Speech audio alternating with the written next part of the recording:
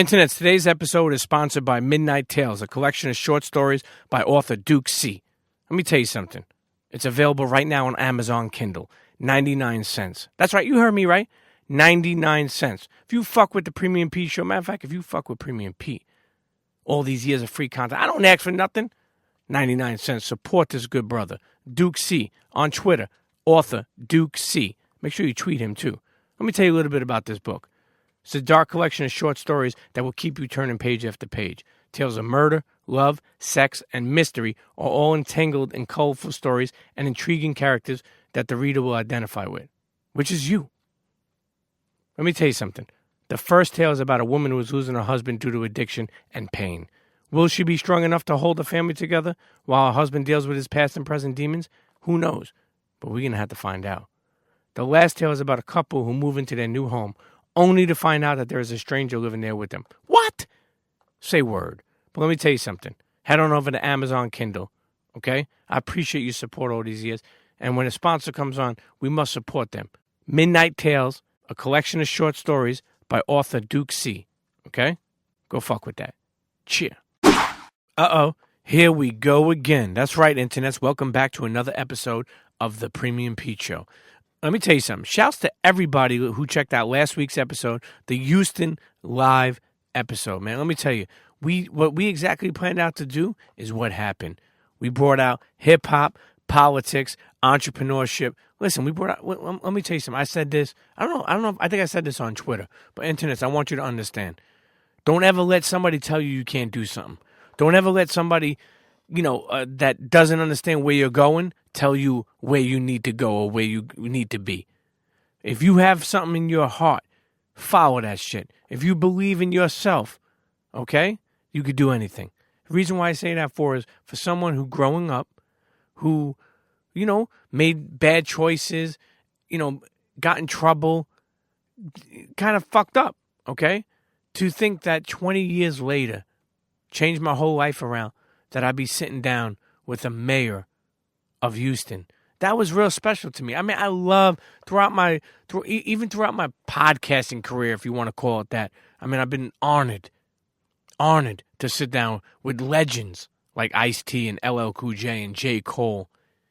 And I mean, come on, Chuck D. So many people. But honestly, to sit down with the mayor of Houston, and thank you to Bun for helping out with all that, man. We came down to Houston, man, brought out the former mayor of Houston, Anise Parker, my brother, the Trill OG, the legendary Willie D, another legend, Zero, and of course, former judge, lawyer, trial lawyer, former cop. I mean, this dude does entrepreneur and all that. Charles Big Angry Adams. And it was just really dope, man. Internets, we're going to be going on tour again soon, man. I can't wait to hit a city near you. So, when I start mentioning cities, there's only one thing I could do, and that's time to check the fuck in. So it's open up your Twitter app, okay? Or open up your Instagram app, at Premium Pete, at Premium Pete Show, and check the fucking, where are you listening from? Were you in Chicago? Yo, last week Zimbabwe was on the check-in. Shouts to Zimbabwe. Shouts to Russia. Shouts to Chicago, London. Last week, who else was on there? Hong Kong, Shanghai, Detroit, Minneapolis. Come on, man. Thank you. Appreciate all the love out there. And I can't wait to come there and do a live show soon. So when I say check in, at the Premium Pete Show, at Premium Pete, let me know where you're listening from. Shout me out so I can tell you what the fuck is up, what's going on over there. And don't tell me that you have good baked ziti or they have good slices of pizza in St. Louis. I don't believe you. Just check in and we could conversate. But I need to find out if it's really that good. But let me tell you another thing I'm going to say, and I said this before. Suggest the episode. If you fuck with the Premium Pete Show, suggest the episode to a friend. Even if they're not a podcast head, that's how you further this. By telling people. I remember, listen, rest in peace to my brother, Reggie Osei, a.k.a. Combat Jack. But I remember we used to speak about this shit all the time. The way to further is to give people the knowledge. Give people, like if you know somebody who wants to be an entrepreneur and wants to learn how to believe in himself more, send him the Gary Vaynerchuk episode that we did. If you know somebody that's into hoops, Man, we got the Rod Strickland, the Smush Parker. I mean, if you're somebody who wants to learn about acting, I mean, we had Leo Brancato. We had Joseph Sikora, a.k.a. Tommy Egan from Power. Fashion. You want to get into fashion, building your own brand? Legends like Misa Hilton and April Walker. I mean, the list goes on. Producers. I mean, Pete Rock, Buck Wild. Who else, man? So many people. If you know an episode that you fuck with, that somebody who may not even, like I said, may not even be into podcasting that would appreciate, send it to them. And also send some fucking support. You know, like I've been tweeting a lot, like kind of like smile. Like, yo, send support to people. That's something not done enough. And I don't care if it's you to a girl or guy to guy. Send support, man.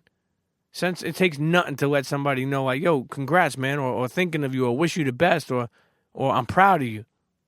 Man, life is short, man. And the more you realize each and every one of us have an expiration date, the more that you will live your life like it's your last day here. And not worrying if somebody has something to say. Man, you're going to die. Who gives a fuck? You ain't going to probably see them again either. I don't know, Internet. I don't know. But I do know one thing. Shouts to all my fellow parents. This is another thing, too. If you're a parent or a parent-to-be or an aunt or uncle or a friend or just a godmother or a godfather, let me tell you, there's some moments, and we always continue to push presence over presence, and that's being in your kid's life or being in these kids' life, not the presents. And don't get me wrong, sometimes you buy presents, presents with presents. Of course, you have to be there. You buy a football, you got to fucking throw the thing around. But I want to say, there's nothing like, right now, my daughter's going to be 18. She's leaving to college soon. My son is 3. He goes to school, daycare. There is nothing like that morning drop-off to school, whether that be a drive or a train or a bus ride or a walk. Nothing like that convo. Internets, if you're a fellow parent right now, make sure you embrace that moment. You can have some amazing, amazing convos with your kid, walking them to school, driving them to school in the morning, whatever it is. Take that time to lift them up, embrace them, and hear them out. More importantly, listen to them. It means a lot, man. And if you're a fellow parent listening, you'll understand that, our kids are our future. And one more thing I also want to give a big shout out to Loopy Blogger. I know he's in rehab right now, and he's trying to. He hit me up a couple of times, and Internet, send the Loopy Blogger your blessings. The dude is a very talented dude, and he's fighting. His demons. He's fighting his addiction, but he will get through this, and he will have the support of his family and any internets that fuck with him. Let me tell you, when somebody's pure and somebody is telling you what they're going through, man, support that motherfucker. And that could just be by a tweet or just, whatever it is. Listen, when I was young and in group homes and institutional and stuff like that, I've seen so many people fail, so many young kids fail and not make it back into the world. And you know why? They didn't have the support. They didn't have family members. So just be that for somebody, man. Be that. Internets, listen, this episode coming up, we actually taped it a couple of months ago. It was probably in October of last year. But it was a special episode. We had problems with the audio, and we finally got it fixed. We finally got it smooth. Now what I'm talking about is the Andrew Schulz, the return of Andrew Schulz. His 3rd time on the show, but his first time ever meeting Dallas Penn. Man, Dallas Penn was in the building, and when he's in the building with Andrew Schulz, listen, okay? It was smart, it was funny, and he was also pushing his project, 441. It's on YouTube. It's a comedy series, and it's dope. And I don't care if it is a couple months old episode, he could always use some fresh eyes on this shit. I support what Andrew Schulz doing. He's a funny motherfucker. He's a weird fuck. But, internets, let me tell you something. The return of Andrew Schulz episode featuring Dallas Penn. Let's get into it. Cheer.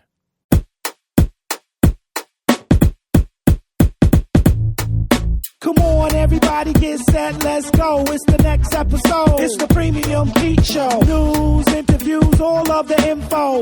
Listen up, it's the Premium Pete Show. If you want the scoop in the low, down low, listen to the show, cause Milk said so. Fuck what you heard, better act like you know. It's the Premium Pete Show. Internets, welcome back to another episode of the Premium Pete Show. Listen, this one is going to be not only funny, but also maybe informative. Whoa. Maybe. Whoa. I got my, third time returning guest. This Triple is the crown, third baby. time. Andrew Schulz in the building. Hi. He's like, hi. Dallas Penn is back in action. Internets. Mr. DP. He was talking beforehand with Andrew about his diabetes and his gangrene. We're all happy that we don't have to see Dallas's foot, for those of you who have seen it. But Dallas is good. Man, he's looking slim. Still got the titty meat, but he's still looking slim, you know. Lactating. Okay. You are? Yeah. Now, you know what I like about Andrew? You know what I love about DP? When he takes pictures, he asks people to take him titty up. Right. You know? For somebody that says no homo for everything that's even a little bit gay, you are totally comfortable with just throwing DP out there. Like, there's not even a question about it. Listen, Andrew, welcome back, man. Welcome back, man. What's good? It's good to see you. Andrew, let nothing go in your behind. Nothing. Well, that's definitely a pause. But Nothing. you know what? Thicker than a pinky That's right. or less loving than a tongue. Well, I always tell people. Nothing can go in thicker than a pinky, less loving than a tongue. Okay, so you're okay with the pinky insertion? I guess you say. I've heard great things about this. I've never tried it myself. Nothing should be larger than a pinky. Nothing in life should be larger than a pinky. No. Okay, what if it's not a pinky? What if it's something else? Is it less loving than a tongue? Is it less loving than a tongue? Yes. Probably. Well, then no. Yeah. Well, I don't know. Is dick less loving than tongue? What the fuck? I'm just saying. I mean, listen, is a dick smaller than a pinky? Have you been to parts of Yemen? What were you talking about earlier? No, I don't know. So much semen. Alhamdulillah, my friend. Premium Pete had semen on the mind. Listen. Yo, this took a turn. My bad. First of all, what I really enjoy. Yo, I just met Andrew Schulz. That's what I want to for say. the first time. I can't believe you never met I Andrew Schulz. swore Andrew Schulz was Dallas. about 5'4", Bro. 5'5". I for some reason I get it every time, man. I pictured him being much. So he's like 6'2", 6'3", and I'm like, yo, who's this big doofy guy like they got for security now? Like, okay. And he's like, yo, what's up, man? Andrew Schulz. I was like, oh fuck. It's true, man. Everybody think I'm tiny. I think I'm short-waisted. Not short-waisted, short-torsoed. Because for real, or maybe I don't know what it is. Maybe it's my last name. Everybody assumes I'm like some like scrawny Jewish dude or something like that. But yeah. It could be I'm grown out judgmental, here. but your brother is tall. My brother's 6'6". Your father is tall. My dad's good 6'1". What is your mother? 6'3"? Why? No, she about 5'7". Okay. Yeah. I don't have a super tall mom. Okay. Hey, listen, the father's genes is good enough. You know, right off the bat, for people who don't know Andrew Schulz, comedian, content creator, reality show, et cetera, et cetera. Comedians, I was telling someone the other day, are so easily offended. You think? I mean, I feel like, no, you know. Talk to me. So What do you think? I'm just saying, are they? I think comedians are very sensitive people, but they like to front like they're not sensitive. But a lot of times our personalities are a defense mechanism. So what I what mean? would be something that offends you? I mean, comedians, It's hard to offend me, dog. nothing has ever offended you. No, over the years? things do, but like I'm less of. I don't like to use the word offended because I think it's some real bitch shit. But like I get bothered by things. Like I'm not offended personally, but like inconsistency bothers me, hypocrisy bothers me. Like these things really kind of get my blood boiling. That's when I get in my most Twitter beef. Yeah. Over some, inconsistency, just dumb shit. Yeah. Like this girl from fucking Westworld. You guys watch that show at all? You watch Westworld? I Evan don't, Rachel Wood. The girl who plays Dolores. Yes. So apparently James Cameron, the guy, the director of Titanic, he directed Avatar, directed, fucking everything, Terminator 2. He said some shit. He was like, yo, Wonder Woman is trash. I don't know why women love Wonder Woman. All she is an objectified icon, right? Basically saying like, yo, she's just titties. Like, she's not that great for women. It's just a chick in a fucking bikini. Why you love her so much? And Evan Rachel Wood and a bunch of these blogs came out and they were just like, here's a guy mansplaining what it is, or listen, the reason we love Wonder Woman is because of the nonsense that we have to listen to, like James Cameron mansplaining. Now, that's the shit that bothers me, because you're judging his statement only by his gender, not by the fact that this dude literally in every movie that he's put out that's a blockbuster has a strong, stereotype-defying female lead. He's just tight. He's not getting the credit.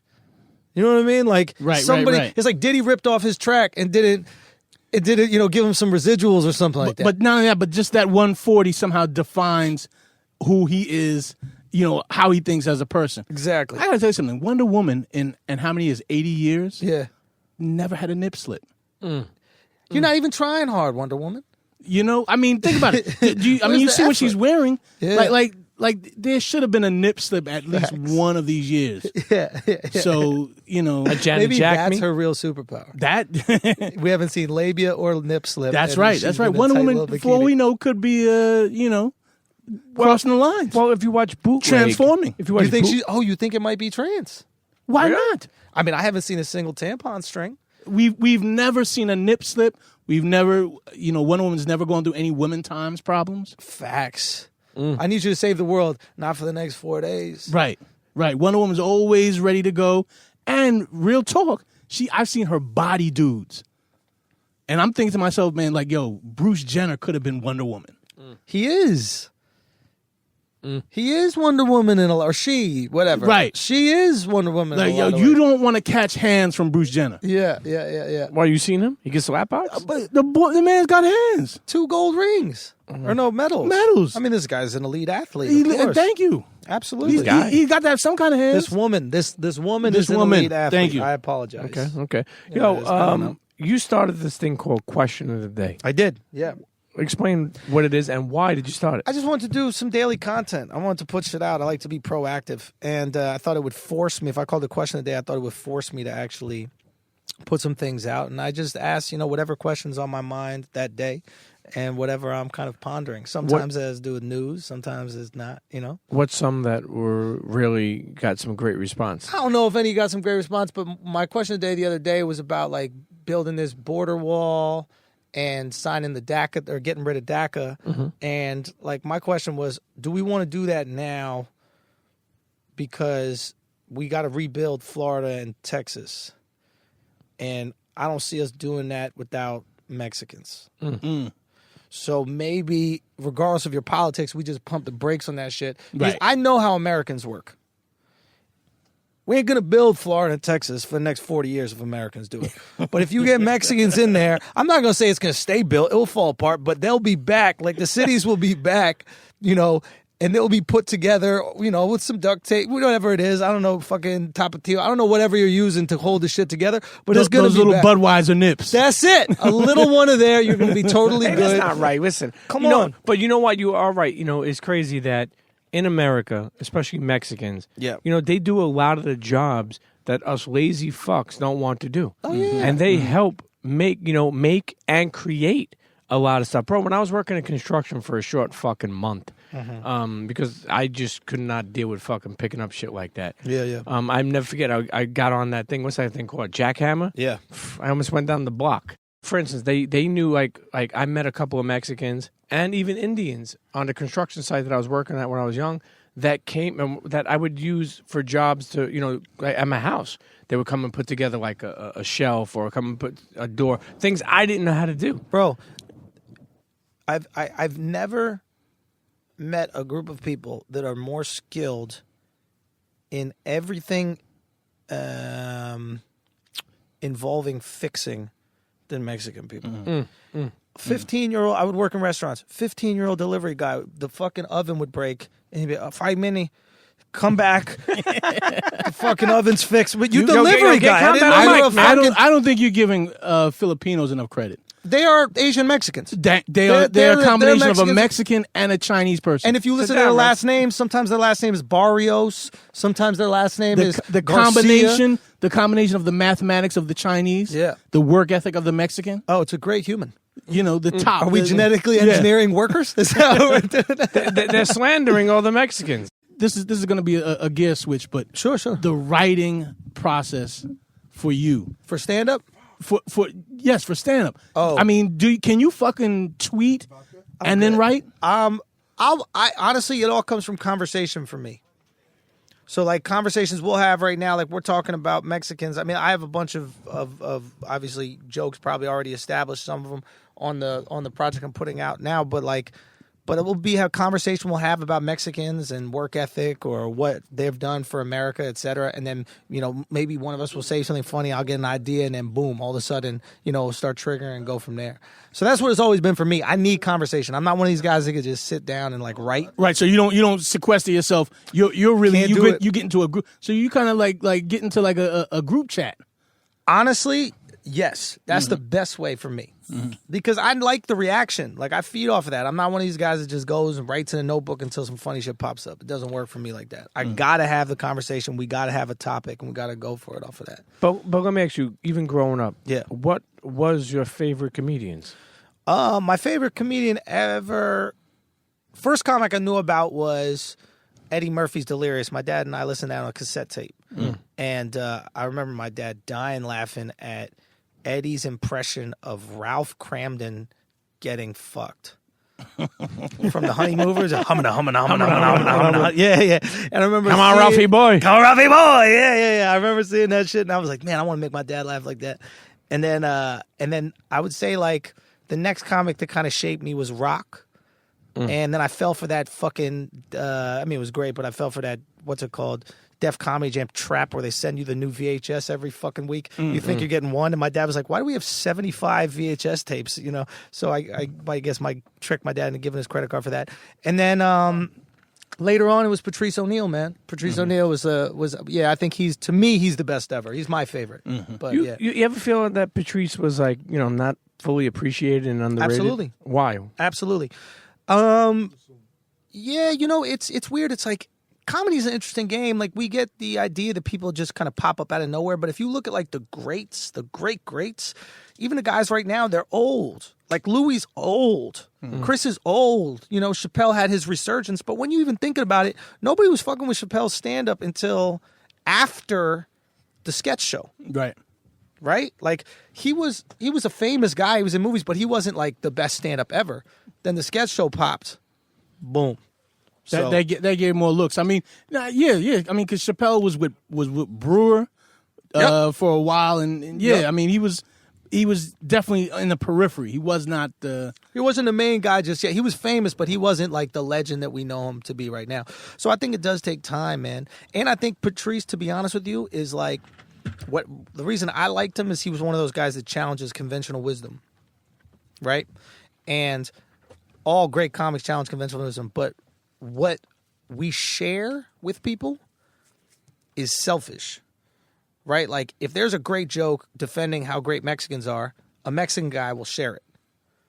You might not, because you don't have that tribe that you're supporting, right? So I think what Patrice was doing, Patrice was doing a lot of like women ain't shit material, and dudes were too scared to share it because they're trying to get pussy.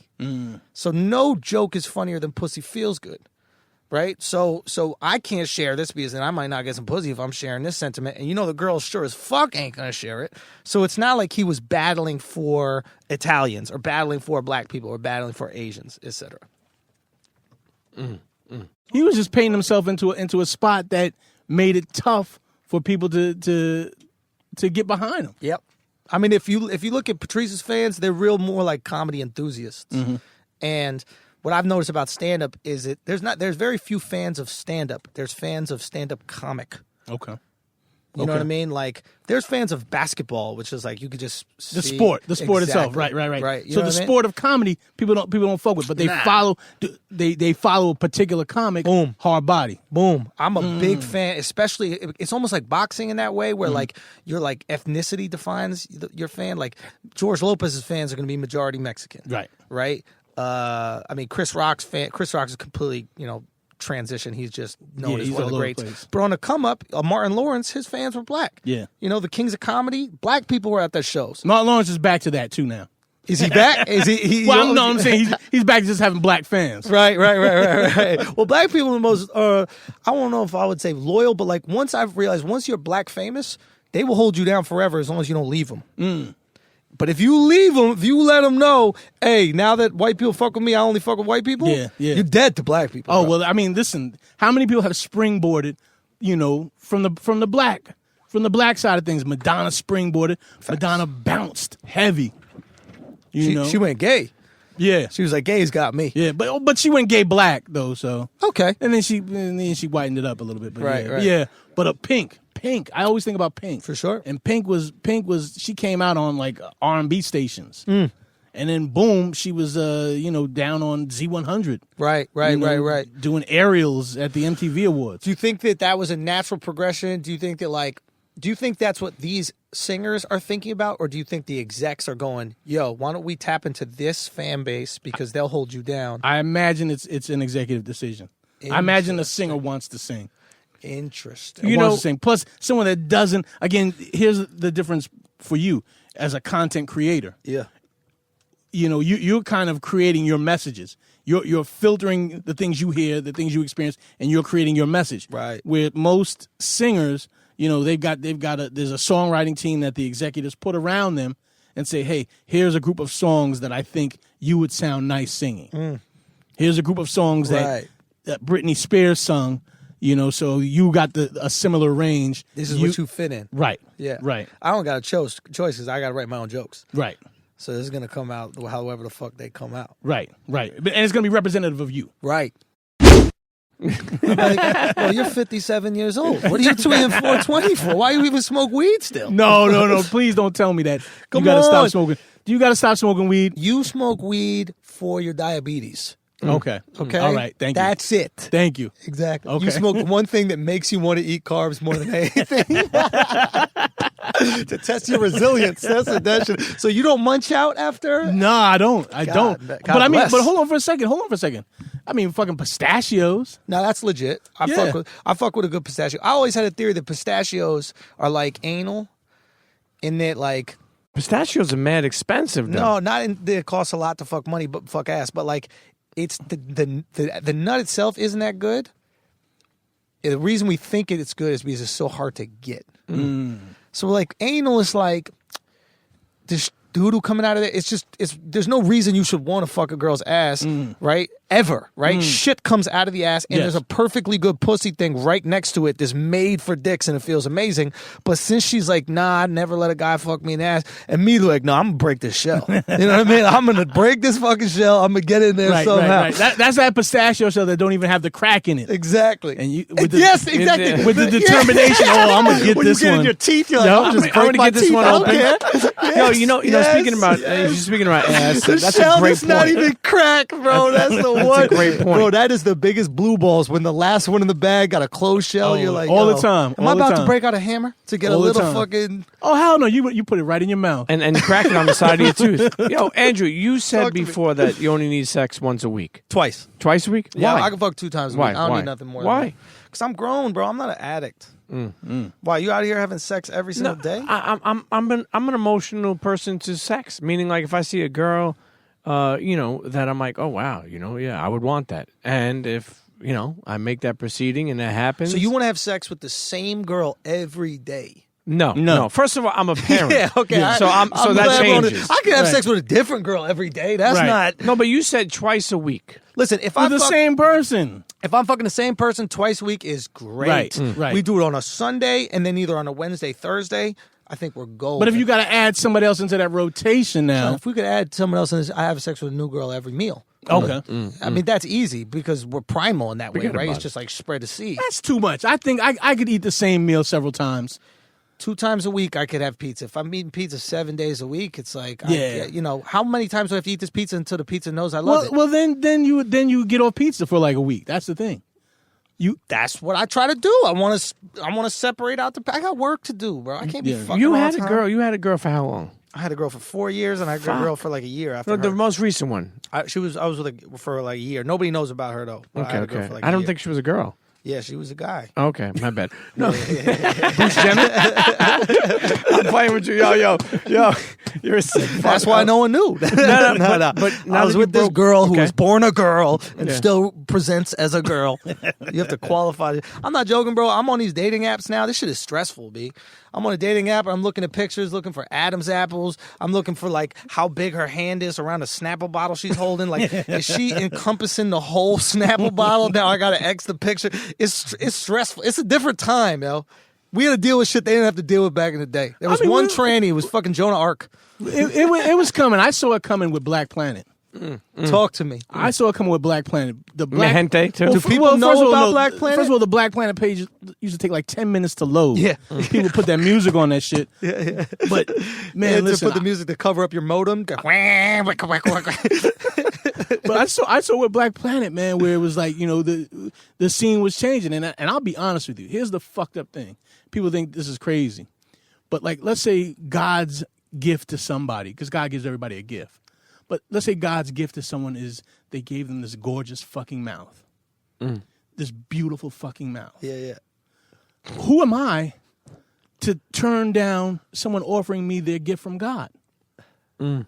Nobody. Do you? It's your dick. Do what you want.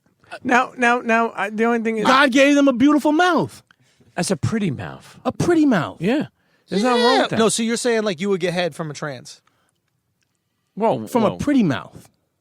So you're not attaching a gender to the mouth at all. The No, mouth, how the could mouth you? doesn't have a gender. No, a mouth doesn't have agenda. But what about when it but a mouth has finishes- an agenda. But what about when it finishes and like burps and goes, "Yo, that was dope." What about that? Does it have a gender? Then? That's not a pretty mouth. Yo, you taste like not- cinnamon rolls, That's bro. not a pretty mouth. That's not a pretty Damn, mouth. is that gangrene? What do I taste right there? A pretty mouth would never sound like that. Oh shit! Yo. Yo, I had a girl blow me as well and said I taste like muffins. I've never been so complimented in my entire life. What kind of muffins? And so sure her mom can't cook for shit. In the same time, like, you know what I mean? I felt great and like, oh, sad girl. Eating flaxseed muffins her whole life. What's the worst sex you ever had? The worst sex I've ever had in my life. Wow, that's a good one. I don't know, man. Oh, I had sex with this Ukrainian hooker when I was in the Ukraine, and the first time it was okay, but the second time I tried to do it another time because my boy did, and I told you I don't fuck more than twice a week, and I had already, you know, and what I didn't like about it is, and I don't think I could fuck hookers for this, and I know I definitely can't rape because of this. I couldn't trust her reaction. Like when she's making these sounds and stuff like that, I'm like, is this because you like my dick or is this because I'm paying you and you want to please me? So in a way, I'm too insecure to fuck hookers or rape a girl because I need the real reaction. Like even in my comedy, I've noticed I got to piss you off with the premise just to trust the laugh you give me. Because I know premises everybody's going to go with, right? Donald Right. Trump's an asshole. Now, whatever I say, you got to laugh or else you're a bad person, you're not woke, this, that, the other. Right. The joke that's more fun for me is ladies, you do love Donald Trump and you got a lot in common with him. Now it's like, if I can get some women to laugh at that shit, oh, that's a good joke. So I feel the same way about hookers. I would love to have sex with a hooker off of strictly game. Like not pay her at all. I love that your personality is really based on your insecurity. Facts. So it's whose like isn't though? It's like wait a minute, I got to make you guys not fucking like me in order for you to like me.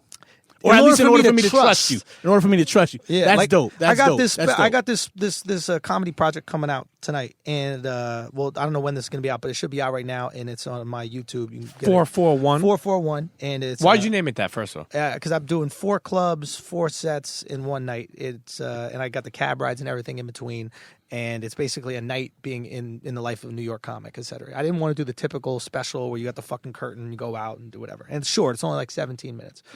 But I mean, the first joke on the special is about why I think teachers having sex with their students is good and important. So, Why? Because every one of the school shooters said they did it because they weren't getting laid.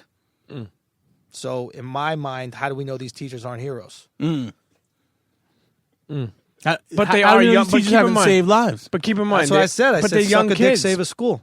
But the young, I mean, for me, here's a problem I have. right? Yeah. Now, these 16, 17 years old. well, some of them are 14, 13. Here's the thing. No, they're not. These teachers are fucking, every one of these kids like 16, 17 years old. I remember being 16. Okay. Unmolestable. Mm-hmm. You couldn't molest me at 16. A teacher was going to take advantage of you at 16 years old. Any teacher throwing me some pussy at 16, I was throwing a dick back at it. I mean, I had teachers. I had a redheaded teacher. Man, I think maybe it was Mrs. Teresa or what. I don't know what the fuck her name was. Let me tell you something. Yeah. I would have put her through the sheetrock. You know, if she gave me a chance. Point. But here's the thing: we come from a different time too. A lot of these kids are letting people know. You know, telling like I don't know. Listen, if it's underage and it's young, I don't agree with that. But if it's at an age where it's like, you know, like you said, 16, 17, why would you ever say something? In my opinion, why would you say like, let me clarify. I'm not okay with male teachers having sex with female students. Okay.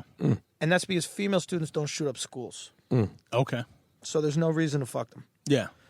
But we have these males, right? But we have these Facts, right? facts, You don't have to have facts. sex with them. You know what I mean? If they start shooting up schools like crazy, then fucking release Jared from Subway from God jail forbid. immediately. No. You know, whatever. I got to Keep be it honest safe. with you. I don't have a problem with adults having sex with 18-year-old girls. Yeah, 18 is legal though. Right. I mean, this is a little bit. And when I say 18, I mean like 17 and 3 months. When I say It took 18, you I 9 mean like months to come 11. out. No, but no, I don't agree with that. No, because but, well, here's the question that we should have about this.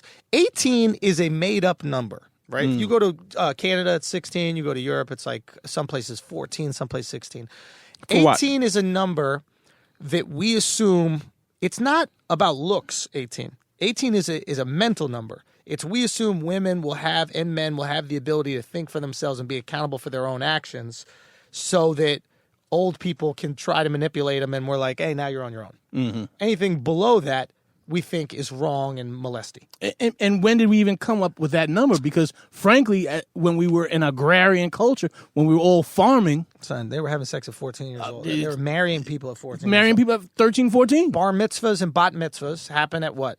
13, right? Quinceañera happens at 15. 15, Yeah. And Sweet 16. I Sweet speak 16. Spanish very badly. Whatever, but you got it. You close. You know what I mean? You might go to jail off of speaking Spanish badly. But that being said, here is the question. If you have a 17-year-old girl that looks 25, and there are absolutely Dominican and Puerto Rican chicks that might be 17 that look 25 years old, and you are attracted to them, right? And then there is a 25-year-old Asian girl that looks like she's 14, and someone is attracted to that girl. Who's really the pedophile? What you're doing is illegal, Right. but that person's attracted to a 14-year-old. Right. You're attracted to a 25-year-old that happens to be... I'm attracted to someone presenting themselves as an adult. As an adult, yes. So, in my personal opinion, now laws have to be strict, so we send people to jail. But in my personal opinion, you're not a fucking pedophile in that reason. Like if you show the judge how this girl looks, you know, and she's looking like Amber Rose, she just happens to be 17. The judge has got to look at you like, yo. Now, I got to be honest with you. I'm so old right now that I look at a 25-year-old like, and I lick my lips and I be like, ooh, I wonder what her mother's doing. You ain't shit. I wonder what her mother's doing. But you feel me? Like it's one of those things where, like, yes, we have to have a law that's just an arbitrary age, and I think 18 is respectable. I think you go up to 19. The older I get, I'm like you. The older I get, the more I appreciate a little bit older woman. That being said, if you're, you can't help what you're attracted to, and if you're attracted to adults, that's what you're attracted to. Yeah. Yeah, but, I do feel that some, over the years of growing up and seeing a lot of young girls mess with older guys, I always felt that they had daddy issues when I seen that. Like a girl that was 18 fucking with a 50-year-old. Yep. Mm-hmm. Like I've always seen, and I know my mother's friend, her daughter, we were about 19, I remember, and I was fucking a bunch of different girls, and this guy came to pick her up. Bro, this guy had a fucking gray beard, bald head. Yeah. I was like, yo, how old is that dude? She's like 54. Yeah. Wow. I was like, yo, that's It's a lot. too much. You know? She was getting that guap though. I mean, probably. I mean, you know, And how do you guap even never talk changed. to them? Like, when I date these young girls now, they're like 21, 22, 23 years old. It's hard to converse with them, bro. Oh shit. Bro, You can't dating talk is about- tough. You bring up something like Charles in Charge, and they're like, "What?" Yeah. They got no clue what Right. Charles in Charge. Reference. That's rough too. Not being able to connect on reference. Reference. points. What references I got to bring up? Yeah. Pretty Little Lies. Whatever that Pretty show Little is. Liars, yeah. Pretty Little Liars. And it's you gotta understand too, like, bro. I remember when I got when I was on a dating scene a couple of years ago. Some You know, Disney Snow. Who? Some. I can't even say Disney show shit. Yeah, you got to bring up like Elsa from fucking from what Little is it Mermaid. called? Not the Mermaid. This is how old we are. We only know old shit. Aladdin. No, but really, What's like, Elsa from? You're young. a Little Mermaid. I think. Finding Nemo. No, the fucking Viking bitch. Beauty and the Beast. Goes to find the one that Ursula. all these little girls sing. Shrek. No, Frozen? Frozen. There we That's go. the one. Yeah, I don't Let have. it go. I don't have no fucking Let it kids. go. I don't Let know. it go. Yeah. No, but real talk. Dating is fucking tough. I want to explain to you why. When I was dating, before I met Nat, when I was dating, it was tough for me too. You know, like the cool thing is, like, you know, I have my own place, you know, car, work, making money, Yeah. right? So you invite different people, you meet different people. Everybody is different. Like, I'll never forget. I brought out this one girl, and I took her out to eat, and literally she just told me, like, we were hanging out, and because I like to eat, you know, sit down and eat with somebody, get the bullshit, talk, find out who they are, you know, enjoy food. This girl straight up told me, like, yo, most dudes take me to fucking, like, you know, Chili's and fucking Fridays. She said, you getting the pussy tonight. Oh, she's a classic. And I was like, okay. said that? So right away, yeah, dead serious. Dead serious told me that. And you know, but that girl came and went. But then you started, I met older women. How was the pussy? Pussy was okay. It was okay. And I'm explaining to you why. She was good with Waffle House. Yeah, I think that she told you how the pussy was going to be. Yeah, but I still She had to had taste Chili's it. Fridays pussy. Yeah. Yeah, and I had her at a nice You out Italian there restaurant. expecting a nice, Tomassimo's or wherever the fuck you took her. You're not going to get that. Yeah, but even like you think You're about going to it, get a value meal. older woman, you're crazy. You're going to get some shit that comes with a free half sandwich and soup. Even older women, you're crazy. Even true. bro. But even older women, like dating, like so I went through a mixture. Dating older women was tough. Like they were jaded. You know, they were hated their husband. All they did was talk about like that. And then I remember even dating like, you know, a couple of younger girls, like maybe like 24, 23. You know, and it's at that tough, time yeah. I was like 10 years older than them. But all they wanted to do was like they were happy that. Like, oh, could you get us? You know, could we have? You know, like they could smoke in the house, like smoke cigarettes, smoke weed. Bro, I'm going to be honest about these young girls, though. They're nice with technology. Yeah. Like, I had this one girl come over and teach me how to use my remote, but she didn't teach me. She just kind of did it. Like, I had one of those wand remotes. You know, the ones where you can wave on the TV and there's a little cursor on the TV. I didn't know how to switch that shit into not wand.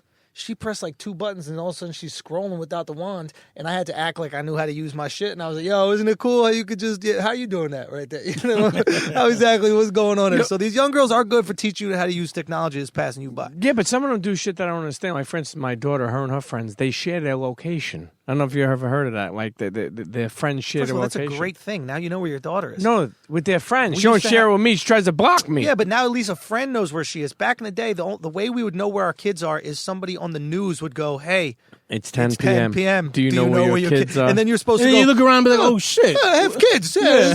Where the fuck is Forgot I had kids What for a the fuck is second. that piece of shit Andrew? That's what your father was saying. You know, well, let me tell you something. In comedy, right, and we talk about how comedy makes people laugh, but then again, and you know, people are so depressed. You look at somebody like Robin Williams. Sure. You know, look at somebody like Sam Kinison. Sure. You know, there's, I mean, tons of people we could I talk get why about. these people kill themselves, by Why? the way. I think what happens is, and you see it with a lot of celebrities, why they kill themselves, and it's so perplexing to us, right? Because we're like, well, how could you kill yourself if you have what we want? And I think them killing themselves makes more sense to me. And it's because these are people who are miserable their whole life, and the only thing that keeps them alive is hope, right? They're like, one day when I'm famous and successful, then I'll be happy. And then they get famous and successful, And get even more miserable. they're still not happy, and then they go, well, there's nothing else. I might as well kill myself. This is life. Like, if you watch Jim Carrey now, Jim Carrey's bugging. Have you seen him? Yeah. Like, everybody's kind of rewarding him. He just had this really weird interview. I think it was at the Grammys. For Fashion Week. Or some Fashion Week. Yeah. He goes, none of this makes sense. None of this is important. Yeah. And everybody's doing this thing where like, oh, Jim Carrey, you're so fucking cool. You're the realest. And what that's about. A murder trial or some shit, isn't he? Say what? He's about to go through a murder trial. Oh, no. Carrey, no. No, Jim Carrey didn't kill anybody. No, he didn't kill anybody. The mask did. Stupid. But point is, like, what people aren't seeing about this is that Jim Carrey's at a point with his life where he's miserable and he's realized nothing will make him happy. So what he's decided to do is, instead of going, hey, I'm a miserable person, he's going, there's no point in life. Mm-hmm. Which in a way is kind of selfish. Because not everybody's miserable. Right. And there are a lot of people that are happy, and why take away life from them? Right. It's almost like when you go to a religious person, you're like, hey, God isn't real. And it's like, well, dog, that means a lot to him. Or when you go to a kid and say, hey, yo, Santa's not real. You fucking asshole. Yeah. But I mean, do you fear? Though that being said, if I bought my kids some expensive shit and you gave all this credit to fucking Santa, fuck you. You never had Santa? You never had your I dad? had Santa When did your dad snatch Santa from you? when he started buying me expensive shit. Okay. He had to let it be You know known what I that it mean? was When I him. asked for a bike, he was like, oh, you want a bike? All right, we're going to talk about how bikes get here. Okay. You know what I mean? It ain't made up by elves. Dig it. It's made by Dig it. Larry Schultz and these fucked up toenails. Now, hold on. I want to talk about Schultz and this 441 project. Yeah. Because so 4 clubs, Four sets. four sets, Yeah. 4 different sets. So at each spot you're playing the room. Yeah, so at each spot I come in and do my regular set. So what it is, you know, it's not me setting. Basically, we had 2 camera teams, right? And they would flip-flop. So I started filming at the comic strip, which is on the Upper East Side, and we had, 3 or 4 cameras in there. And I would go on the regular show. It wasn't a show just for me. It was on the regular show, and I did a 15-minute set. And then they had another camera crew. We had another camera crew waiting for me at the Comedy Cellar. So I would drive down there and do my regular set right there while that camera crew went to the next club. Right. Rotated, and they just kind of rotated around. So, I mean, but at each spot, do you know the room that you're going to be? Nope. Do you know the audience that's going to be there beforehand? I'm glad you probably a connoisseur of comedy. You understand that, like, every audience is different. And that's the challenge in this, that only comics or people that understand comedy and myself know. I got to re-engage and re-warm up every crowd I walk into. These people don't know who I am. It's not my special that they're coming out for. You know what I mean? So every crowd I go to, I actually have to open them up again. And it was very challenging. And it's one of those things where it's like, it's hard and nobody cares. You know what I mean? Like, nobody's watching like, wow, he had to open this crowd up again. They're just like, yo, man, make us laugh. Yeah, make us laugh. Yeah. Yeah. Now, what are your goals for this special? To be honest, I shot it and it was 50 minutes at first time, and I wanted to sell it. And I had ego with me. I was like, yo, I'm going to sell this shit in fucking 2 weeks. It's going to be easy, blah, blah, blah. And I started getting no's, and it was really humbling.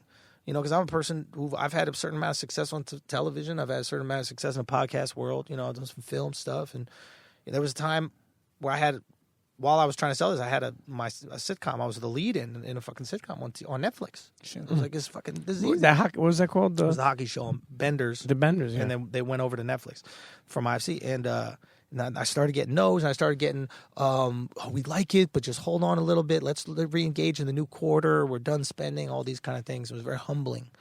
And then I just said, you know what? Like, I've always been about creating my own shit.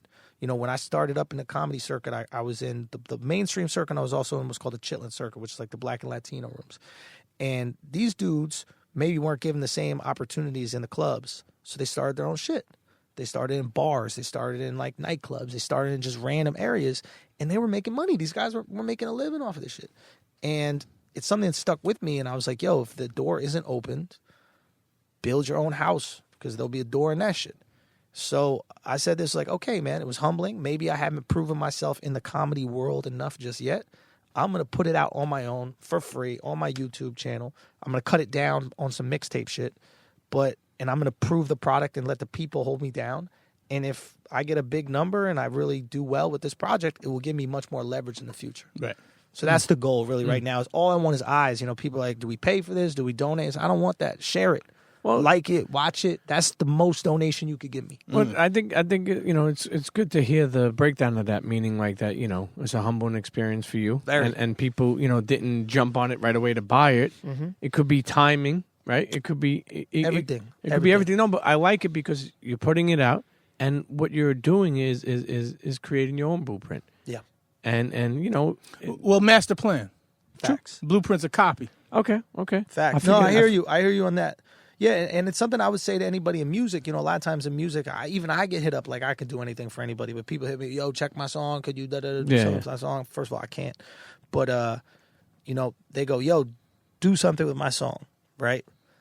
Like I did. I was like, yo, I filmed this shit on my own. I produce on my own. Give me money for it. And if I got to prove myself,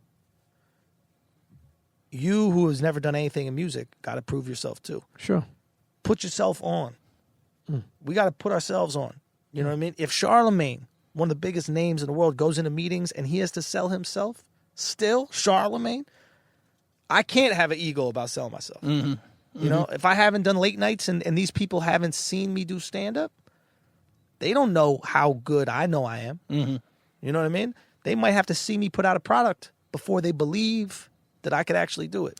The Brilliant Idiots has been a success. I remember from the day one that it started, was cool. and it's been a super success for you.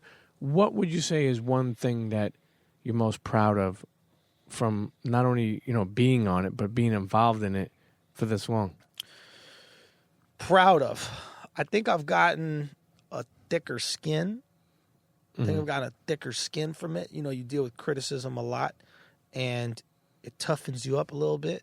I might have been protecting myself from criticism in the past, and like being so accessible through the internet, social media, you're just there for motherfuckers to just tear you apart. Sure. Tell you how they feel. Yeah. So I think I've gotten better at that, and so I'm proud that my skin has gotten thicker. I'm also proud that like I've been able to kind of stick to my values. Like I don't believe in pandering.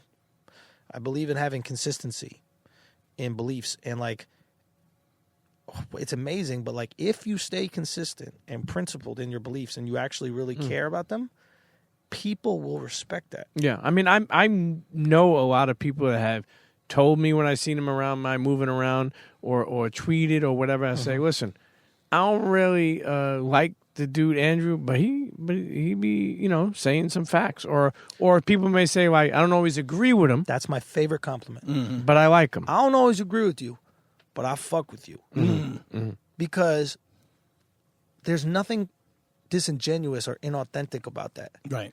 And inauthentic is, I love every single thing you do. Everything is better. Da, da, da. That's like almost tribal, and we're tribal people in general. But you can find someone to get offended by just that statement. Like I don't agree with you, but I fuck with you. See, and people would be like, "Man, fuck that."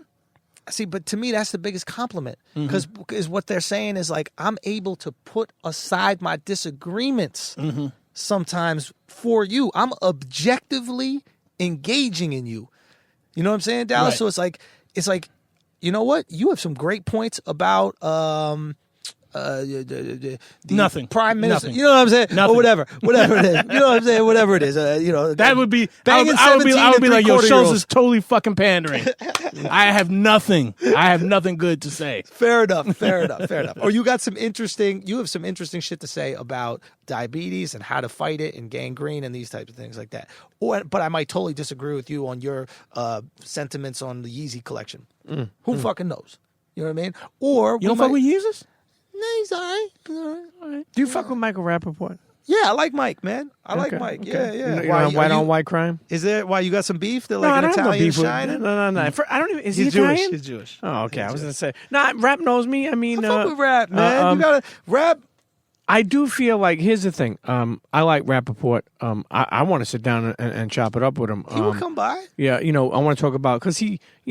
I got to tell him like where the good pizza is at. He thinks the bagels. He hasn't been in New York in a while. He moved to L.A. He's fucking He's a getting. Jew. He knows Listen, what the bagels. He fuck doesn't know does he know? pizzas. What are you talking But about? one thing is, I feel like the community of hip hop, more importantly, has started to embrace him even more with his rants about certain things. But I do believe that he still didn't understand about the Colin Kaepernick situation.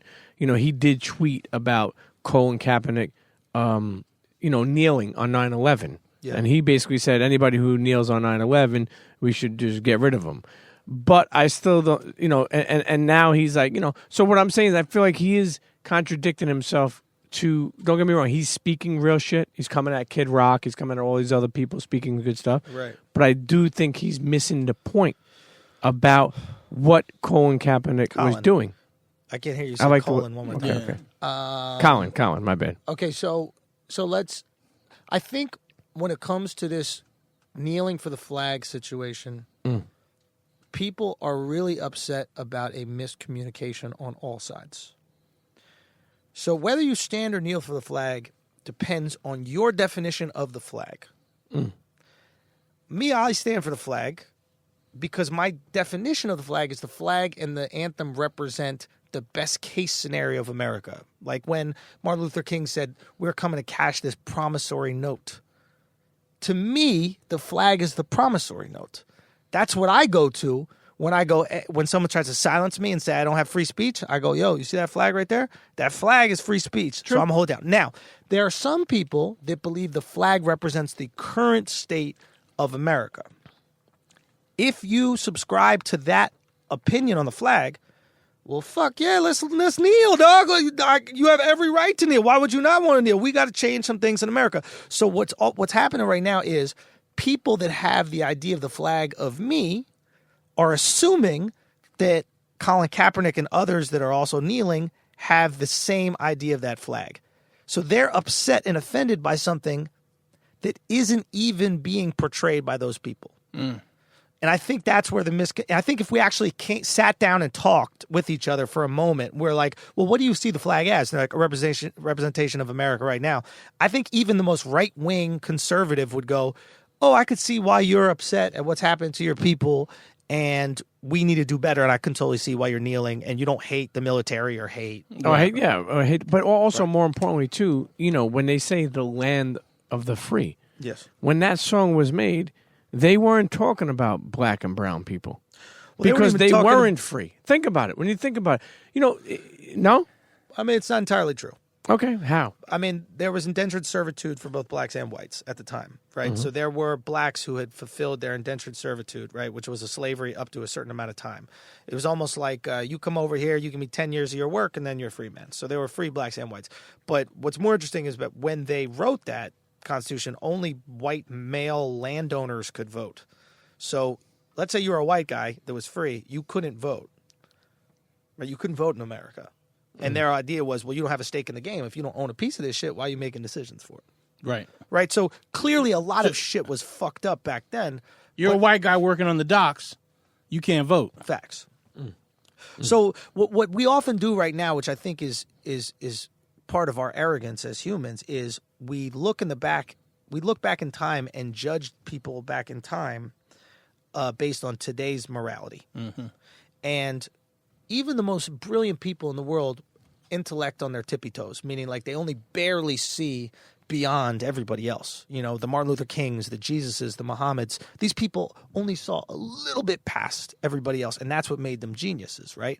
But we can't look back at people back then and criticize their behavior back then because we're doing it with perfectly clear vision. Or at least clear vision of where they were, where they stood. Because our vision's blurry too. It's super blurry. I can't tell you in 5 years how fucked up we're going to be. Bro, you realize in 5 years, feminists, and that's why I don't like this. I'm all about taking down Confederate statues, but I'm not with this take down Washington, and I'm not with this take down Jefferson statue, because in 5 years, feminists are going to come for that Martin Luther King statue, and they're going to go, he cheated on his wife. And we're going to let Martin Luther King statue get taken down. Yeah, because he cheated on his wife. But you don't know if we that's don't let JFK statues get taken down. I know, but listen, if you think about it, I got to go to Al Gore Airport. Kill your idols, though. If you think about it, kill your idols, though. Ultimately, like don't have them. You're saying don't have them. It's interesting. Why is that? I mean, what's really the statue of this person? I mean, why are we idolizing this person when, again, the flag? That great point you made about the flag. I love the ideal of the flag. And I think the ideal of the flag is what allows me to stand and kneel. Exactly. It's the it's ideal. your choice. Yes. The ideal of this thing and what it could be, and what I imagine it to be, and what I would love it to be. Yes. And sometimes it is that thing, and sometimes it's not. But it can be both, and we got to be able to express both. So yeah, when I'm playing professional football, oh man, listen, this is the dream. But when I'm seeing people that are, getting brutalized, then I'm like, man, this is not the dream for them. So I've got to kind of represent for them. I just don't think that we've got to pull all these idols down. It's interesting. I love that idea. Like that flag is both for standing and for kneeling. I mean, I'll be honest. If I was one of those guys on that team, even if my teammate is kneeling, I'm standing right next to him. I got my arm around him. Shit, you know what I mean? I'll hold hands while he kneels and I'll stand. And as long as we both understand that what we want is the same thing, I just want what you're kneeling for. I see in that flag, so I stand for. But I'm not going to tell you how to see the flag. Right. You know what I'm saying? And but I think it's a tough thing. Take down your idols. Yeah, we need to look at people for how to be like human, right? Like it's an experiment, humanity, right? Like we've invented the idea we shouldn't kill or cheat or do these things. This is all invented. So I think we're constantly looking for like the best people in the world to lead us down that path, right? We look at Martin and we go, shit, man, this was a great human being. I want to be like this guy.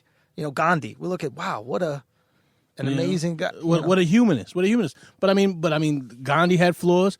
Martin. Yeah. Martin. Well, Martin liked his women like I like my chicken.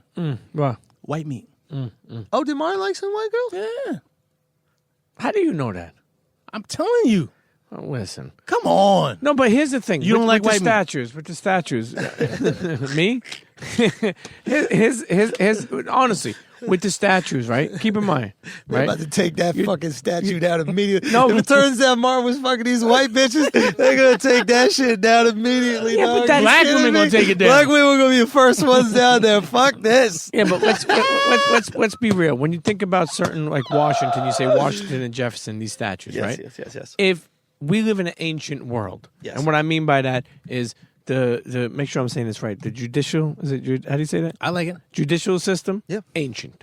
Yeah. The religion laws, ancient.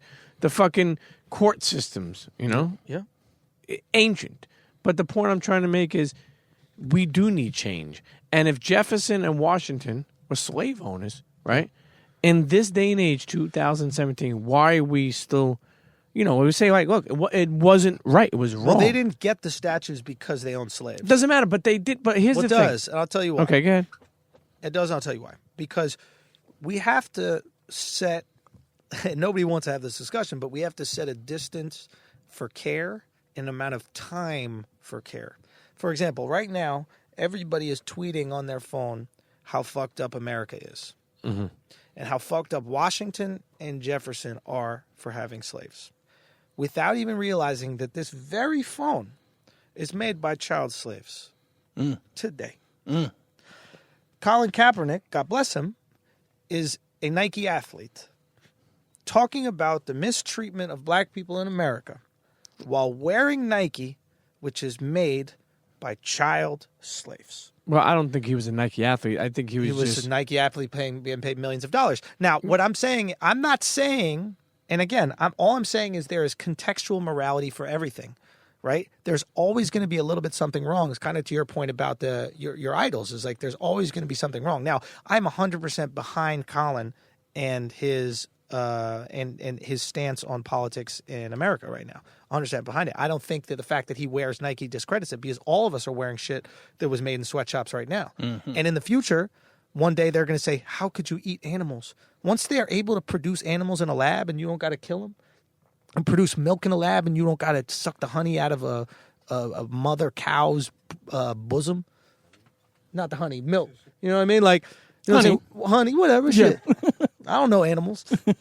They're going to look back at us and be like, what savages these people were. How could they eat and slaughter animals and wear them when you could just make them? But hold on, you just opened up the fucking onion right there. There we go. That's just the fact that we're kind of duplicitous and all of this shit. What'd you say? Anyhow, We're duplicitous. duplicitous. We're guilty. Like, yo, we're gonna rail against something, but you're right. Meanwhile, the clothing we've got on, Slaves. the food we're gonna eat, when I flick that light switch on, I've already bought into capitalism.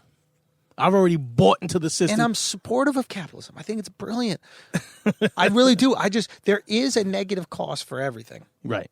There is, There's a human cost. There's a Yeah. human cost for everything, and I think capitalism has saved more lives than it's taken. Actually, I think if we look back and we actually do the math between, like the maybe socialist countries and I would just say, with the raw numbers, there's more people now than there ever were. Even if we're bombing people all over the planet, Sure. there's still more people on the planet now than there ever were. Capitalism. Capitalism's not bad. It's good. I want this capitalism shit. Don't get me wrong. All I'm saying is we can always find something wrong, right? And I don't think finding one thing wrong discredits. I don't think finding one thing wrong about Colin Kaepernick discredits that whole movement. Right. And I don't think finding one thing that wasn't considered wrong at the time, but that we consider wrong now, which is slavery for Jefferson and Washington, should discredit the fact that they created this great nation, the most amazing nation in the world, in history. I'm not so mad at Washington anymore when I found out that his teeth didn't belong to slaves. For a long time, everyone said use slaves' teeth. For a long time, everyone said, "Oh, the fake teeth that Washington had put in his mouth were extricated from slaves." Oh my goodness! Like his dentures were made from slave teeth. That's when I was like, "Fuck Washington!" But then to come and find out it wasn't slaves' It was teeth. just wood. No, it was free men. Oh, he took free men's teeth. Free men's teeth. They had donated their teeth. After they died, they're like, "Hey, Washington, you can have my You can have these. Supposedly it wasn't slaves' teeth. So that made me feel all right. Like, you know what? I mean, owning slaves, that was kind of a thing. People kind of did it. It was fucked up. People kind of did it. Let's think Let's think about this. I mean, it's the worst thing in humanity, right? But some of the best people in humanity have owned slaves, right? I Like mean, who? think about it. Think of who are the best people in humanity? You tell me. Muhammad. Muhammad Ali. No. Jordan. Muhammad, the great Muhammad. Did he own slaves? I'm Indian. Oh, man, I don't know. He's saying Hey, Hamdallah. listen, that's Benson. He said Hamdallah. I thought that... I don't know what he Oh, fuck. knows I thought about that you were. You got a beard and everything like that. I don't know, man. Fuck. What the? Listen, you know what? Let's take a If you're quick speaking break. Arabic to the guy, I'm assuming that, He's Indian. That's Benson. He's a videographer. He's a good guy. you're Catholic, Southern Indian. From a part. Yeah, you're too light-skinned to be Southern, though, bro. Okay, listen. Yeah, that's where the Catholics are from. Wait a We're minute, connecting from with where, everybody. From where, though? Alhamdulillah. Where? Kerala. Kerala. It's a state down south. Okay, yeah, it's interesting. Yes, what is it? Sri Lanka, big Catholic nation. Punjabi? As well. No. Those Punjabi. Punjabis are wild, bro. They're the Irish of the Indians. Like you get drunk and fight and shit. I'm wrong. It's Listen, true, right? listen. There's a lot of history facts on this fucking episode. Yeah, Let's take a quick fucking break. Okay. We'll come back, and we'll go over the tour, a couple more things, and we'll close out the episode. Amazing, man. Internet, Thank we're you so sitting much here for with having me. Dallas Penn, Andrew Schulz. It's the Premium P Show. We'll be right back. Schultz knows. Oh, actually, just real What? quick, so that we don't fucking fuck it up. Just that one point, so we don't leave it at the greatest people in history have had slaves, because that's what it was. Meaning, to me, like you have all these people throughout history. You even look at Old Testament and New Testament, right? There's slavery in the fucking Bible. It's not saying, hey, black people need to be slaves. Everybody got taken back in the day. You might have been taken just because you didn't pay a debt, and now all of a sudden you're a slave, et cetera. The point being is these people are victims of their time and victims of their context. And that means everybody that lived in the year 1600. They're victims of their time. Like, think about the clothes we wore in the 90s. We're victims of Jinko jeans. No, they never got me. Nah, they never got me. I They never got wore a me, pair. bro. Jingo never got me. They got me. All I'm saying is I wore that because that's what people wore at the time. Now I'd be horrified. Yeah. At I the mean, fact I that I did that wore Levi's, Jordache, Sergio in the Valente. 90s? When I was about 10, 12 years old, I had Jordache. Damn. Sergio. You took that shit when it was dead Well, already. Pops had gave me like some pairs. Pops was slim as a motherfucker. Oh, shit. Carl Kanai, Cross Colors, Polo, Guess. I don't trust that no more. I don't trust. I'm saying I wore that. Anyway, listen, internet. I think he was definitely Junko. No, I never wore Jenko. He was Trust me. he I was would heavy tell you. I would clothes, tell You you. was heavy Vasco. No, never. You was heavy Vasco. Never. All I'm Internet. saying is we're embarrassed of the behavior that we've distributed 10 years ago. how are we going to judge people who live 250, 1,000, 5,000? Like, we're better than them. You know what I mean? I mean, you're talking about genes. Should we versus not slavery. celebrate the great king Mansa Musa? You guys know the great king of Africa, Mansa Musa. Well, the I richest mean, person in the world? listen. Though, you can still call people pieces of shit. Facts. All right, Facts. you can still call people pieces of shit. I'm never saying that thing wasn't wrong. I'm not saying they're a piece of shit. What I'm saying is we could still celebrate Mansa Musa, even though this dude probably had more slaves than everybody in history. Possibly. Right? Possibly. That being said, we could still celebrate him one of the greatest kings ever. That's all I'm saying. Hey, Contextual listen. morality. There you guys. go. Damn. There you go. I love polysyllabic words too. History is in session. Dallas Penn, Andrew Schulz, Premium P Show. Be right back. Cheer. Yo, what's up? This is the Trilogy Bum B. You're not tuned in to my brother, Premium Pete, and the Premium Pete podcast. Relax. He's a friend of ours. And we're back sitting here with Andrew Schulz, Yep. Dallas Penn. We have like a historical Backdoor. history. Have like a historical history lesson. I feel like there's some things I'm learning actually. Hot. And I mean, listen, it's got to be. But we're still talking about dating, and we're talking about how hard it is. You know. Bro, Do you plan to get back with someone, Andrew? I would love to be with somebody if it's right. Right now, I'm just kind of dating, but like if the exact right thing comes around, then I would love what to is the exact do that. right thing? Who knows, man? I don't know exactly. I know every relationship I'm in, I like fine tune what it is that I think that would really work for me, and I get closer in every girl that I'm with. And I mean, there's girls right now that I'm seeing, and they're great girls, and it's amazing. I don't think there's anything wrong with that, but I'm just not at the place right now where I'm like, oh, I want to settle down and have kids with these girls. How did you get the role in Sneaky Pete? I just auditioned for it.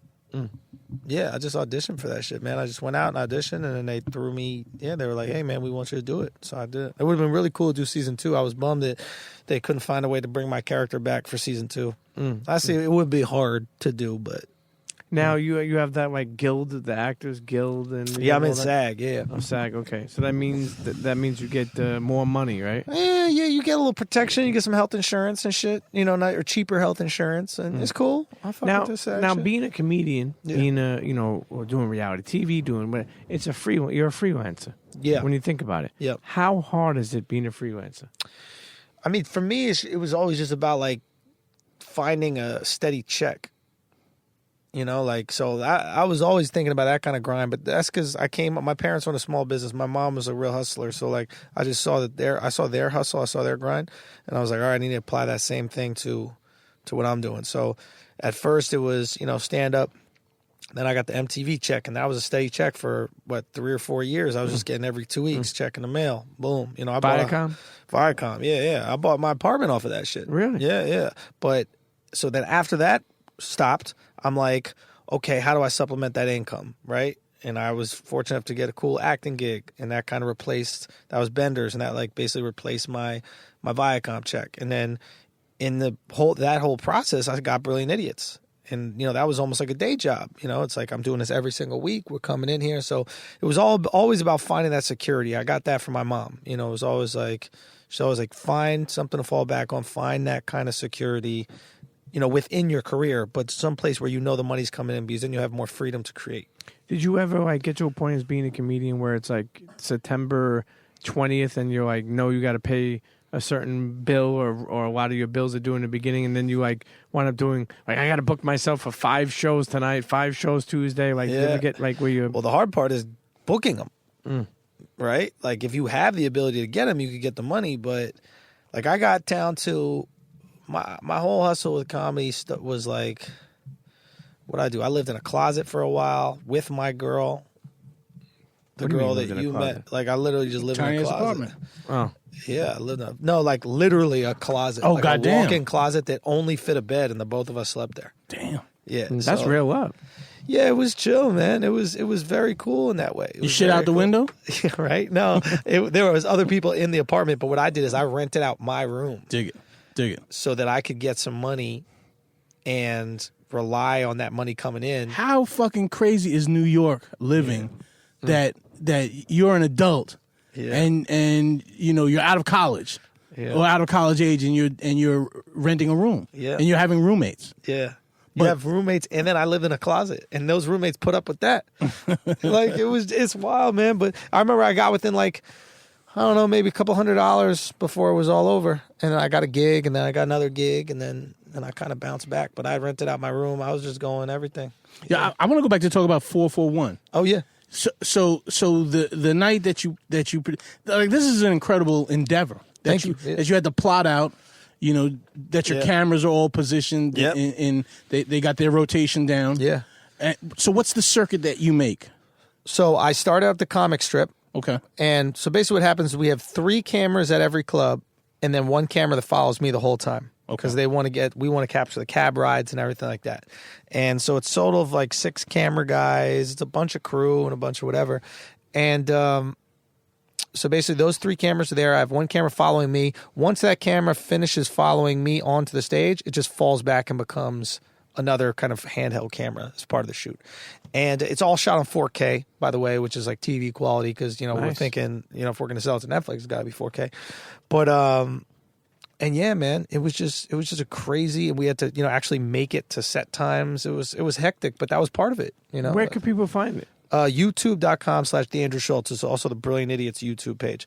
How did that happen? They just gave you like a cut, you know, meaning like, when I say give you a cut, meaning like... Oh, no, there's no money made on this. No, not this. I'm talking about with the Brilliant Idiots is like, give Schultz is that like a deal that you struck? No, well, when it comes to the Brilliant Idiots, like, I just wanted a video component to the podcast. I always knew that the way I looked at the podcast was this. It's like, I'm not just on SoundCloud searching for podcasts. I could be on YouTube searching for videos of Andrew or Charlemagne or a topic that we're talking about, and then all of a sudden come across a video of this podcast and then realize I like it and then become a fan of the podcast. So the whole idea was I'm going to get my brother Greg on, and he's going to just shoot every single episode and then put up clips. And then eventually now we started putting up the whole thing. And it was just on my regular YouTube channel. But the whole idea was to drive people to the podcast. Sure. So it's like advertising. I'm using YouTube essentially as an advertising platform to get more listeners. And it's good quality, too. Greg shoots some great quality, man. Let me ask you something. Have you and Tariq Nasheed had that talk yet? Which one? Any talk? Oh yeah, he came on the show. Yeah, he came on the show. We had a thing, and then I thought we had a great discussion. What about afterwards? And it was cool. I thought we even texted and stuff like that. Like, Tariq is an interesting dude. I think Tariq is actually a really small guy. He's just, you know, not small guy, smart guy. I think he's just he can't break old habits. And I think, you know, we gravitate oftentimes to what is the easiest money. And maybe earlier in his life, it was pimping. And when he stopped pimping women, it's like, what do I pimp now? And I think that he's, you know, pimping the struggle a little bit right now and trying to make money off of that. And I basically brought him in, and the discussion was this. It was like, he thinks everything is white supremacy. Everything. And I'm like, that can't be your answer for everything, because when you chalk everything up to white supremacy, there's no solution. Right? Like, I'm a guy who I'm thinking about solutions. How do we make change? What is the most effective way to make change? What is the most effective way to help people?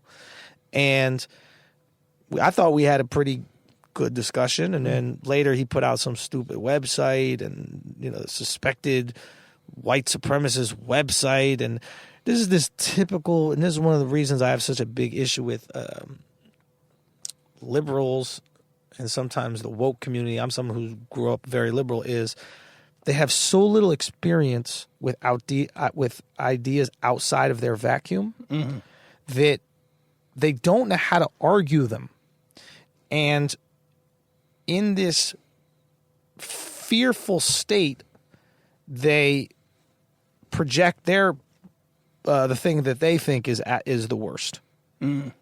Right? So if you disagree with a liberal, they go, well, you fucking Nazi, you racist, homophobic, Islamophobic Nazi, you know, and you could be sitting there like, I'm Jewish, how could I be a Nazi? You know, but they just have a knee-jerk reaction. Right. And the difference is that conservatives, and I'm someone who grew up liberal, conservatives go to college and they're inundated with liberal ideology in college.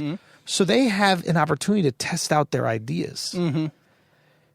Liberals never go to conservative spaces. So they don't have the opportunity to test out their weaponry to see how. That's a general statement. I don't think so.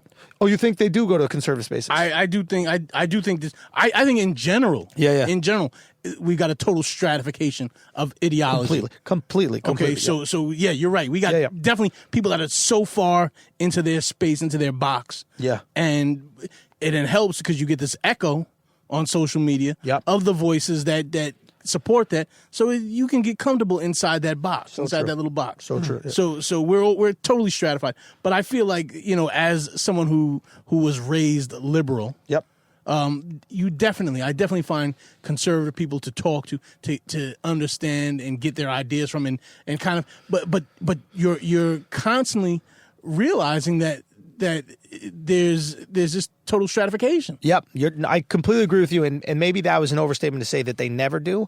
What I'm saying is, like, at least in my college experience, and I'm someone who grew up as a New York liberal, super liberal, was that, like, when I was in college, I don't know if I even spoke to some conservatives in my college, but my friends who were conservative that went to college said, hey, we had these experiences, and I was able to talk to some liberals, and I was able to learn their points of view and see the value in their points of view, but also sharpen my arguments as well. And I think it would actually benefit liberals like myself to talk to conservatives more often instead of just calling them names. Right. Because then, one, you'd actually empathize and you realize, oh shit, we don't disagree on that many things. Not every conservative is like a crazy, like, super Christian, I don't believe in abortion ever guy. Some of them are just fiscal conservatives, and you might learn a little about it. You might see that you agree, right? And it might strengthen some of your arguments. What's wild is that actually, if you find a black family, or black people in their 40s, 50s, you'll be like, wait a minute, these guys they're social liberal, but very conservative, fiscal, super, and often very religious. And often very religious, and line up with the religious even side, without even being hyper religious. Yeah. But being fiscally conservative. Absolutely. Simply because it's like, when you've gotten to that point, you're like, man, you're trying to figure out, man, how do I keep enough money so that I don't have to live in a cardboard hand box? out my pocket.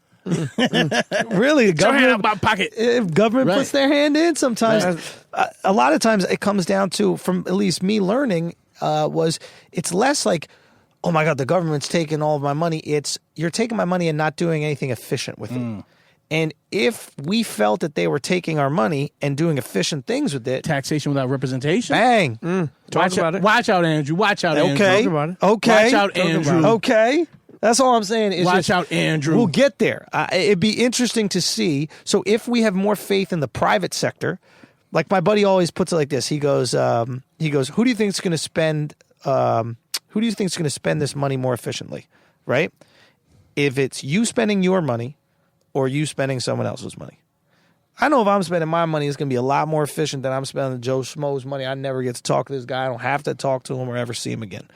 And I understand that argument, right? Now, me personally, I believe in paying more taxes so I can help out those that are less fortunate. And I pay the highest bracket.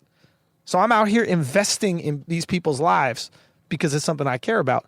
But I can still empathize with a conservative that goes, hey, man, government be fucking up with this money, bro. MTA is packed every single day and is still broke. How? You know what I mean? Like, how? How is this shit? You got a monopoly on transportation in New York City and you're broke? And you're getting cash money. You get cash every day. Come on, yo. Like, something got to give. Something's got to be inefficient here. Right? So I think that'd be really cool if we get to a point where we can start empathizing, man. And it'd be really cool if everybody listening to this podcast goes and checks out 441 on youtube.com. You're new to the project. You're new to the project. Exactly. Well, listen, as we wind down this episode, you said before Little Duval was a genius. Why? I truly think, and again, people will try to position this and they'll go, oh, Schulz is saying that this guy who said something really transphobic is a genius. No different than Washington and Jefferson. Washington and Jefferson, also geniuses, but did things that I disagree with, right? So I disagree with Duval's, take on trans people that he said on the Breakfast Club. That being said, I love him, and I think he's truly a brilliant thinker, and he's a clear and brilliant thinker, and just through conversations I have, like this is somebody I actually talk to, you know, and like anything happens in the world, Duval's not somebody who has a fucking master's degree or a doctorate from Harvard or any of that kind of shit. This is a guy that observes culture and makes brilliant observations based on it. And I don't know where that comes from. I don't know if that's just a God-given gift or whatever it is, but I think his thinking is incredibly clear. And a lot of times people see him as a comedian. He's tiny. He does all these little jokes, so don't take him seriously. But if you really listen to what he says, man, he's great. I really think he's great. Hey, listen, over the last, say, 5 years, what's the biggest failure you had? Not selling my special, probably. Really? Yeah, I think that was huge. But that was the one that it was most shocking. You know, I try to not be afraid of failure. I think we all are, but I try to not.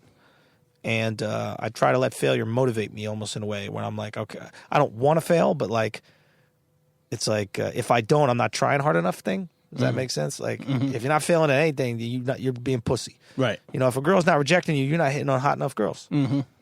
Right? Like, something got to give. Right. You've got to have a little bit of adversity just to kind of get you up in the morning, just to kind of get you motivated. One of my favorite quotes: adversity introduces a man to himself. If you don't have adversity, you don't know who the fuck you are. You know what I mean? Like, in order for me to know how many punches I could take, you got to knock me out. Because if I'm still up, I could take more punches. Right? So on a certain level, I'm trying to motivate myself to get knocked out. I guess that's a whole horrible metaphor made, but you get the point I'm trying to say. So I looked at as a huge failure. I was very humbling. I got down on myself. And then it was one of those moments where I remember I was in, what's it called? Mountain View, California. It's like where Google is. There's a comedy club out there called Rooster Teeth Feathers. And I remember that weekend I was like, wait a minute, I'm doing the comedy I love, and I'm really proud of this. And I got to value myself, not base it on what a couple executives think, and let that be my value system. And I felt that weekend, I felt so full, man. It was great. I really felt great that weekend, man. Yeah. Let me ask you something. Comedian, is stand-up, is there money in stand-up for, like, you know, guys like yourself? Yeah. I mean, I know there's money, but is it? So there's money, put it this way, the tier, I do well, man. I make a living on stand-up. But the tier above me that isn't Kevin Hart and those, but like that kind of mid-level tier is an exorbitant amount of money. So the next tier I hit will be a lot. Right now, I'm good. There's a tier below me, which is making a living. Then there's me, which is like doing well. And then there's a lot, and then you were superstar status, Louis, all these kind of things. Live performances, as you guys I'm sure know, just from being kind of involved in, you know, at least the hip hop game, is you can't replace. People got to go and see you, and if they're going to go see you, just do the numbers. You know what I mean? If you get 10,000 people to see you, and each of these people spend $30, that's $300,000. 10,000 people is only 500 people in 20 cities. You know what I mean? Like, that's not that. That's 20 dates. 20 dates out of 365. Man, listen, you could do more dates. That's you what I'm take saying. More punches. Let's go. I need to take you more can take punches. more punches. That's all I'm saying. Like, once you get, and that's only a $30 ticket. That's not like what these guys are charging crazy. So once there's a draw, and that's just in one country, right? You know, the great thing about music is they don't even need to speak the fucking language, and they say, you go to Japan, these people don't even speak English. They'll go line for line with you too. Yeah. Fuck yeah, they will. Not know a single word, yelling the N word at you. But with comedy, at least you got to go through American markets. But so if you can sell 1,000 tickets in a market, and you can sell 30, and that's $30 per ticket, right? That's 30,000. You're gonna spend some money on the venue. You're gonna spend money on travel, that kind of shit like that. But if you can sell 1,000 tickets a market, think about it. You can do pretty well. You ever have any hecklers drive you fucking nuts? Yeah, but I don't really deal with hecklers. I'd kick them out. Really? Depends. But what about if they wait outside? Yeah. There he is. I got Let's in get fights. I got in a fight on stage once. I got punched in the face on stage. Really? Yeah. Why? First hood room I ever did. What do you mean hood room? I did a room called Cafe Mocha, hosted by a guy named Smokey. I would go to do the Chitlin circuit. Yeah. Where was this at? Was it Harlem? Yeah. It's on 117th and What the fuck? I remember Smokey. Okay. 117th and a famous black guy avenue. Yes. Yeah. So Either Frederick Douglass or Adam Clayton. one of them. Yeah. Or Malcolm X. Exactly. It's up there. Martin Luther King. So Smokey is just Shuggy this James. amazing guy. Shuggy James.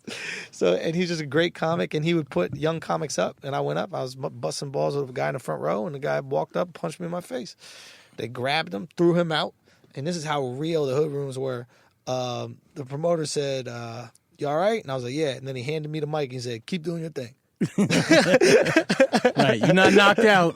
You could take more punches. Exactly. There we go, man. There you go. Hey, listen, that there's no more needs to be said than that. You know, listen, Andrew Schulz, obviously across all platforms. Andrew Schulz, check out his new, I'm gonna call it your new project, but your new baby. My new baby. I call it comedy 441. experience. 441.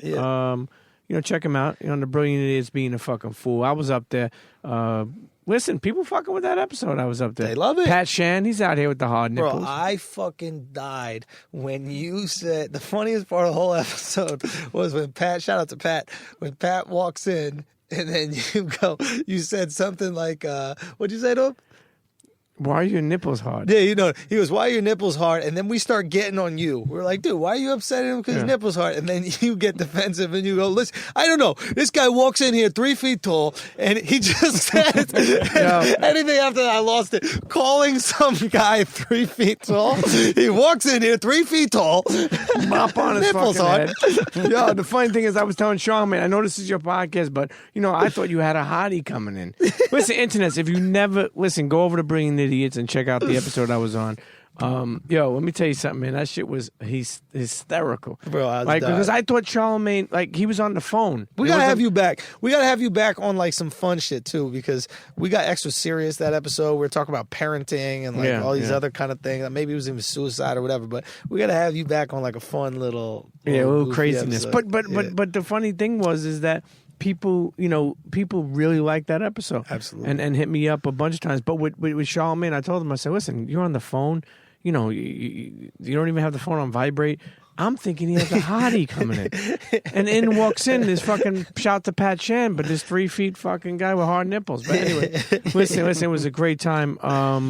Dallas Penn is back at it. Dallas_Penn. He's out here. Yeah. What the fuck did I want to say before? Oh, last thing I want to tell you.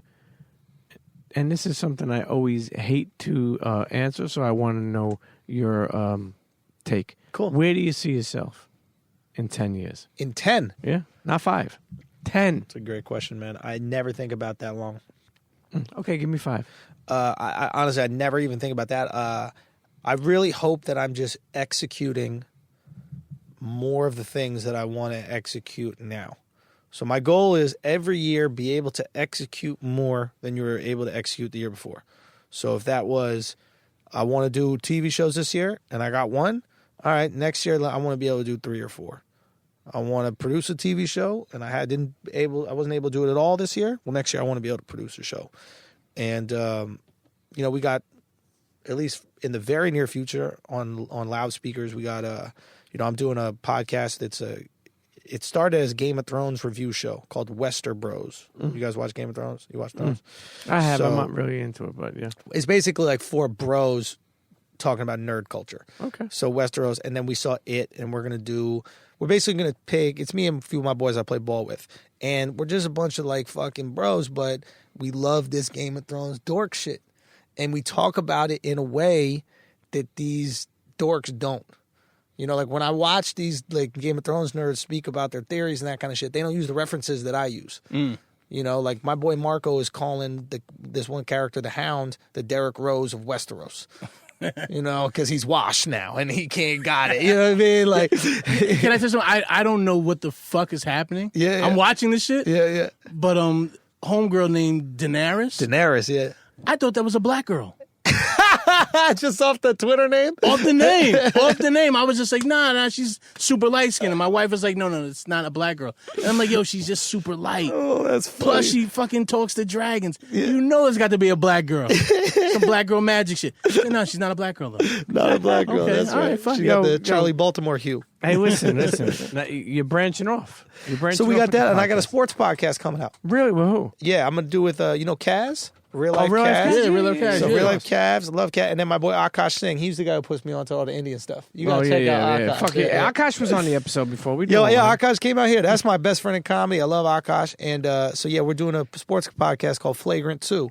And it's dope. The image of it is a silhouette of when Chris Childs gave Kobe the two-piece. Oh, the two-piece, yeah. Two-piece with a biscuit. Where is, you gotta get Chris Childs on the show. Son, I want to so bad. Where is he? I want to so bad. You know where he's at, though, Where? right? Don't tell me Europe or some crazy shit. Nah, man. Where? He's in the States. He's in fucking Kobe's basement in a fucking gimp suit in a box. With a red ball in his mouth. You know Chris Childs used to drink hard body, right? The Hennessy. Chris Childs is a heavy drinker, man. Fucking Kobe got him. No. Kobe put him in a leather suit and got him in a fucking gimp box.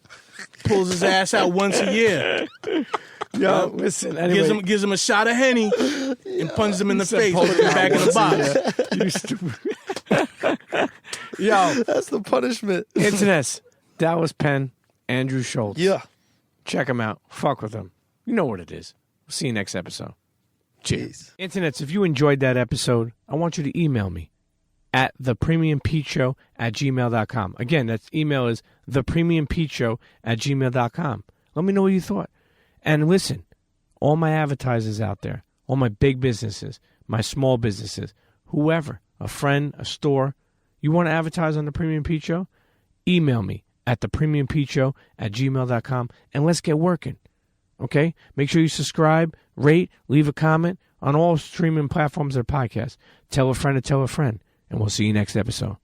Cheers.